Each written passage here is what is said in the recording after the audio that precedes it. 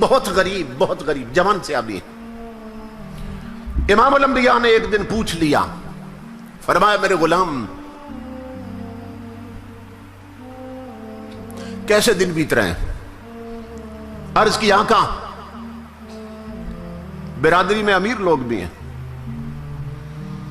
مگر میں بہت غریب ہوں اور اس غریبی کی وجہ سے میری طرف کوئی توجہ ہی نہیں دیتا ہے.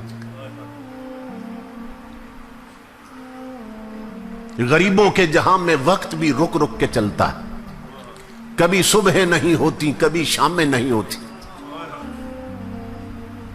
میں آقا غریب ہوں, غریب کو کون پوچھتا ہے؟ محبت بری گفتگو ہو رہی تھی حضور کے ساتھ, اچانک جبرائیل امین آ گئے اور آ کے عرض کی اللہ کے حبیب کہ جس جوان سے محبت بری گفتگو فرما رہے ہیں نا, یہ تو کل زور تک زندہ ہے, کل زور کے وقت تک اس کی زندگی ہے, یہ فوت ہونے والا ہے. کل زور کے وقت اس نے مر جانا ہے میرے آقا. اوپر سے آئے تھے نا, لوح محفوظ دیکھ کے آئے تھے, اس کی موت مقدر بن چکی.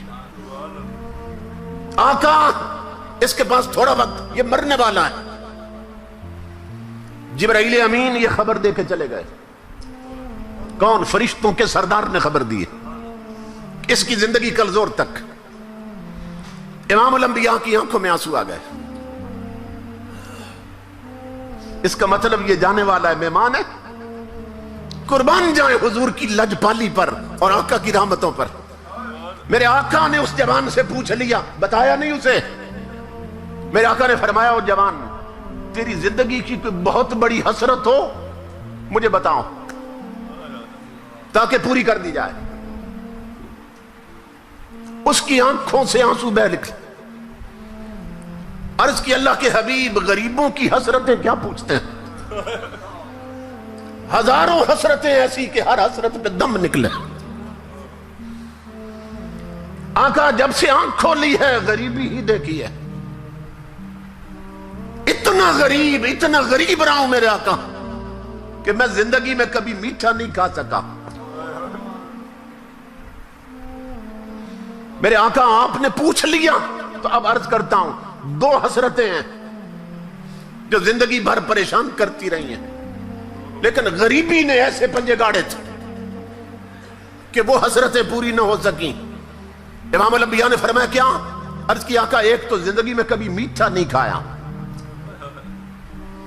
اور دوسری حسرت یہ تھی آقا میں جوان بھی ہوں, آپ کا غلام بھی ہوں, کاش کوئی نیک بیوی مجھے مل جاتی, کوئی شریک زندگی مل جاتی, کوئی زندگی کا اچھا ساتھی مل جاتا. میرے آقا میری طلب تھی, مدینے والے سو رہے ہوتے اور وہ زندگی کا ساتھی اور میں مصلی پہ رو رہے ہوتے. کوئی ایسی بیوی ملتی شریک زندگی, ہماری راتیں مصلی پہ بیت جاتی. آقا مل کے آپ پہ درود پڑھتے, مل کے اپنے رب کو مناتے. کوئی نیک شریف بیوی مل جاتی, مگر غریبی نے ایسے پنجے گاڑے ہیں کہ نہ کوئی رشتہ دیتا ہے اور نہ کبھی میٹھا کھا سکا. قربان جائیں حضور کی رحمت پر. امام الانبیاء نے فرمایا بلال عثمان غنی کو بلاؤ, صدیق اکبر کو بلاؤ, حضرت علی المرتضیٰ کو بلاؤ. اصحاب کو بلایا حضور نے اور اس جوان سے پوچھا تیری نظر میں کوئی رشتہ ہے؟ اس نے عرض کی آقا میرے چچا کی جوان بیٹی ہے, نیک بھی ہے شریف بھی ہے, مگر غریبی کی وجہ سے توجہ نہیں کرتا. امام الانبیاء نے اس کے چچا کو بلایا, فرمایا تیاری کر, اپنی بیٹی کو جا کے دلہن بنا, اسی وقت میں نے تیری بیٹی اسے دے دی ہے. ابھی رخصتی ہونی, ابھی نکاح ہونا ہے. عثمان غنی کو فرمایا, حضرت علی المرتضیٰ کو فرمایا جاؤ ان دونوں کے لیے کپڑے لاؤ. کسی صحابی کو فرمایا برتنوں کا انتظام کرو, کسی کو فرمایا چارپائیاں لاؤ, کسی کے ذمہ چادریں لگا دی حضور نے. سارا جہیز اکٹھا کر لیا حضور نے اور عثمان غنی کو فرمایا اس کے لیے ایسا حلوہ بناؤ جو کبھی نہیں بنایا ہوگا،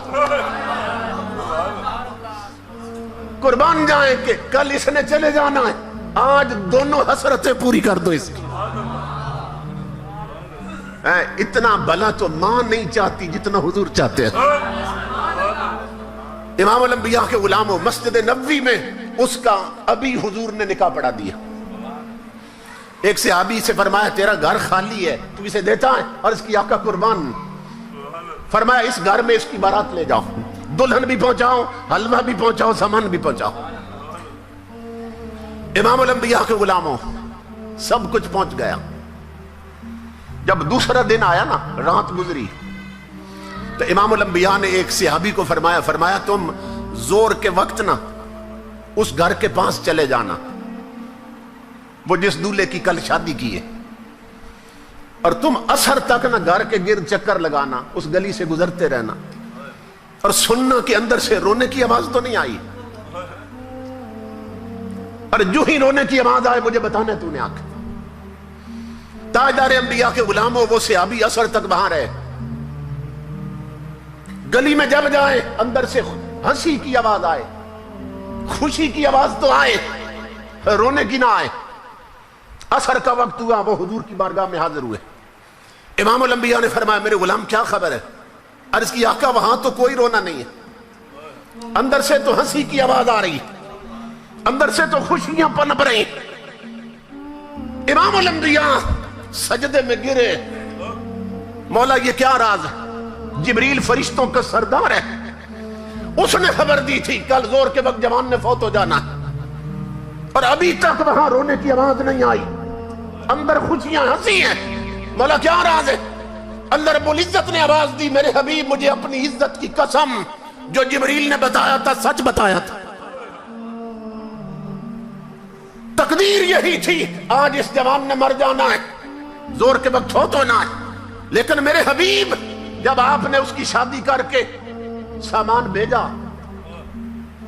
کھانے کا انتظام بھی آپ نے کیا تھا، جب آپ نے کھانا بھیجا نا تو عشاء کے وقت دلہا دلہن نے جب دسترخوان لگایا کھانے کے لیے،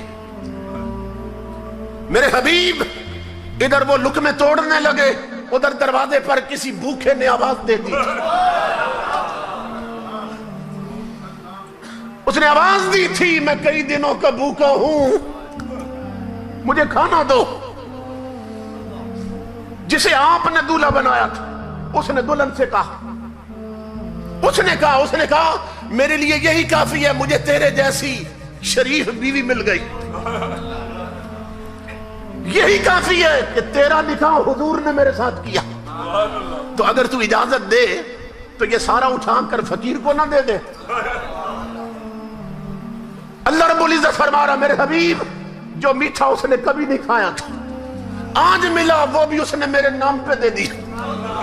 تو جب روٹی اور حلوہ پہنچا نا فقیر کی جولی میں، فقیر نے ہاتھ اٹھائے، مولا ان کی خوشیاں سلامت رکھنا، اس جوڑی کو خوشیاں دینا، انہیں اولاد دینا۔ اے میرے حبیب مجھے اپنی عزت کی قسم، تقدیر وہی تھی کہ اس نے مر جانا ہے، لیکن جب غریب کے ہاتھ اٹھے ہیں میں نے تقدیر بدل کر زندگی بڑھا دی ہے۔ نعرہ تکبیر، نعرہ رسالت، نعرہ رسالت، نعرہ حیدری، تاجدار ختم نبوت، عظمت و شان مصطفیٰ کریم۔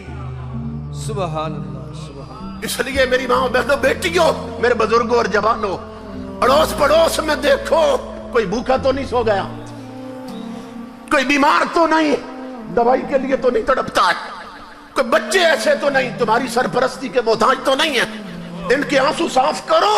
اللہ کی عزت کی قسم اگر ان کے ہونٹوں پہ مسکراہٹ آئے گی مدینے والا قبر میں خوش ہوگا، خدا حشر میں خوش ہوگا۔